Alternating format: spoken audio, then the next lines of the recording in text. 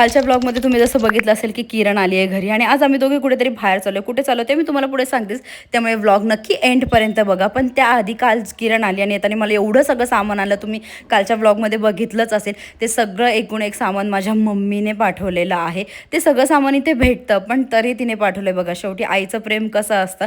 माझ्या लग्नात तर त्यांनी मला सगळं काही दिलेलंच आहे, डायनिंग टेबलपासून ते सगळं काही दिलं आहे.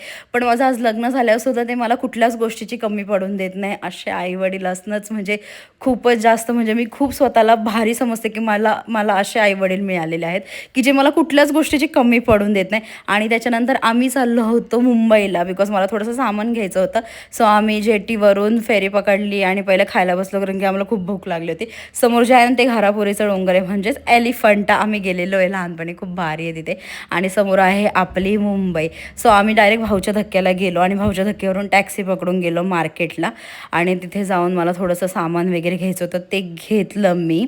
आणि एवढे क्यूट लिप बाम होते ना तिथे, खूपच मस्त. त्याच्यानंतर खूप जास्त मग भूक लागली म्हणून जेवायला गेलो. जेवायला म्हणजे असंच नाश्ता करायला पावभाजी आणि डोसा वगैरे खाल्ला आणि परत सगळं सामान घेऊन घरी यायला गेलो. 4 ते 5 पिशव्या होत्या, एवढ्या जड होत्या ना काय सांगू, डेंजर. आणि त्याच्यानंतर भाऊच्या धक्क्यावरून परत आम्ही फेरी पकडून परत आलो जेटीवर. इतकं भारी वाटत होतं ना, बरं वाटत होतं ना, खरं सांगते गाईज. आणि जर तुम्हाला माझे व्हिडिओ आवडत असेल तर नक्की चॅनलला सबस्क्राईब करा, लाईक करा, कमेंट करा आणि शेअर करायला बिलकुल विसरू नका. इवन इंस्टाला मला आणि फेसबुकला फॉलो करायला विसरू नका. That's it for video. Okay bye guys, उद्या भेटू. Bye bye.